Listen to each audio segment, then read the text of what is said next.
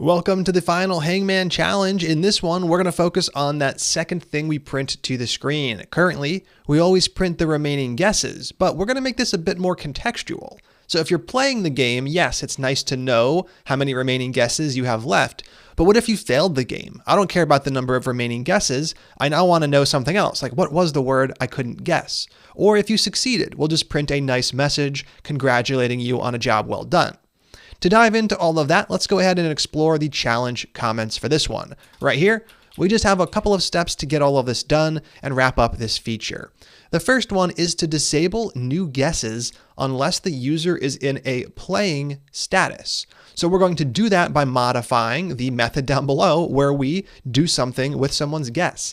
Instead of processing the guess, we're just going to ignore it completely, doing nothing.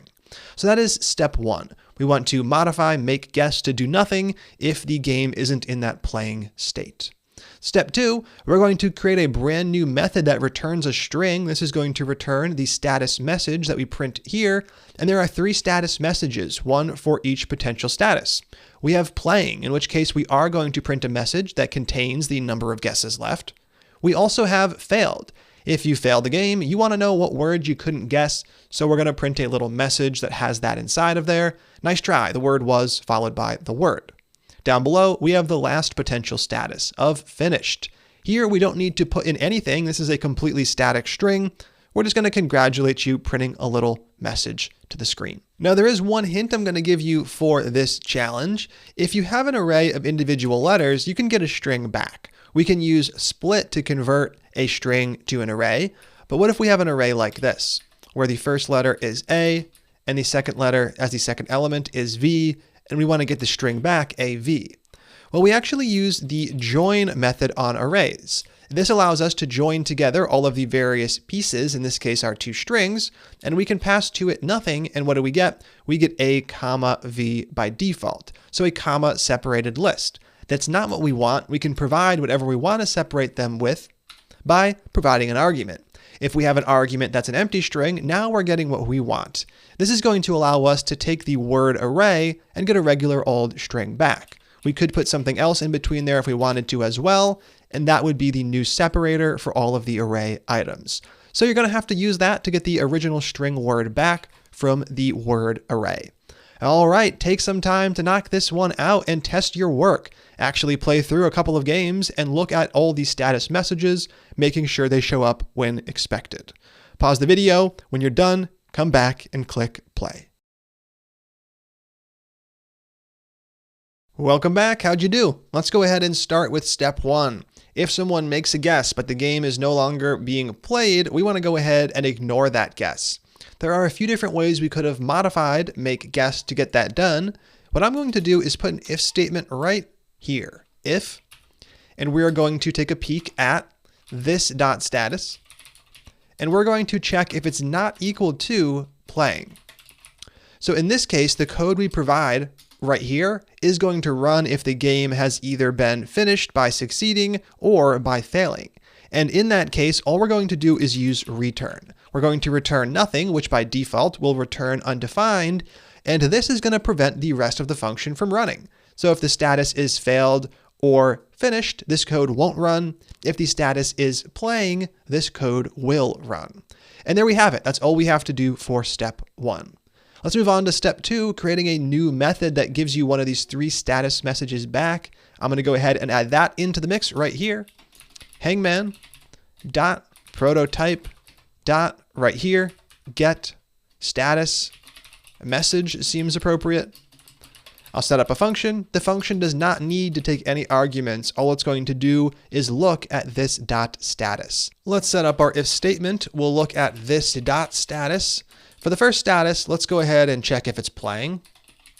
So if you're still playing the game, we will print the best message for you, which is the number of guesses you have left. So right here, I will return a template string with the string from above, guesses left, colon, space.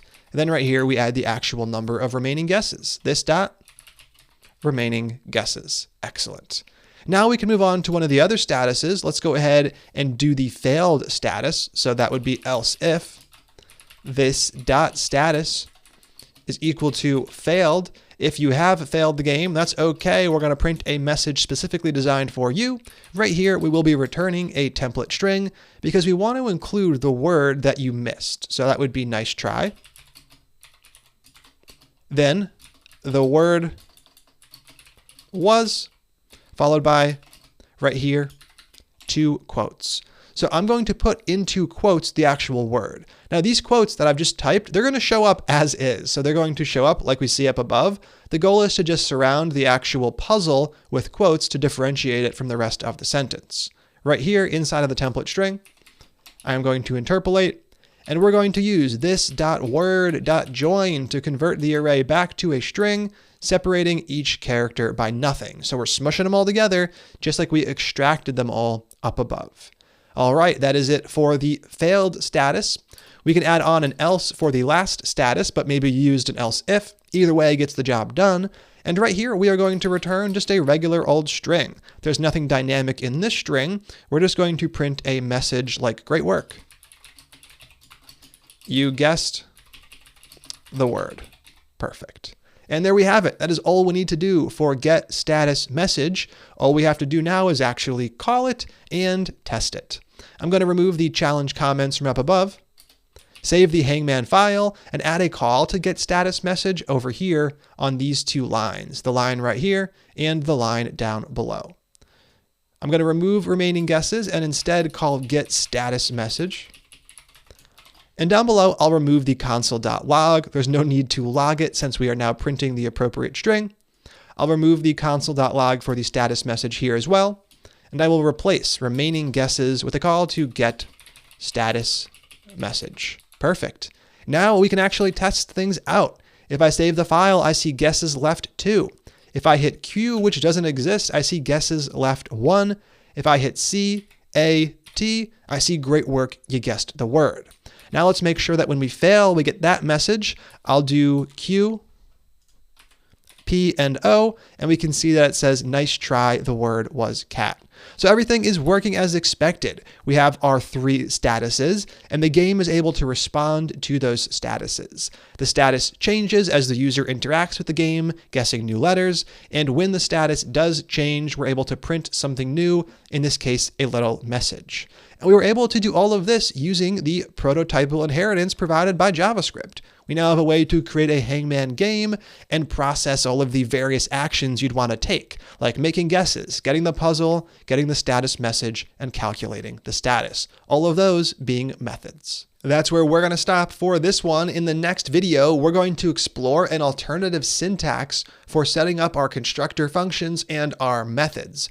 This is going to make things just a little nicer on the eyes, though behind the scenes, it's going to have the exact same functionality. I'll see you then.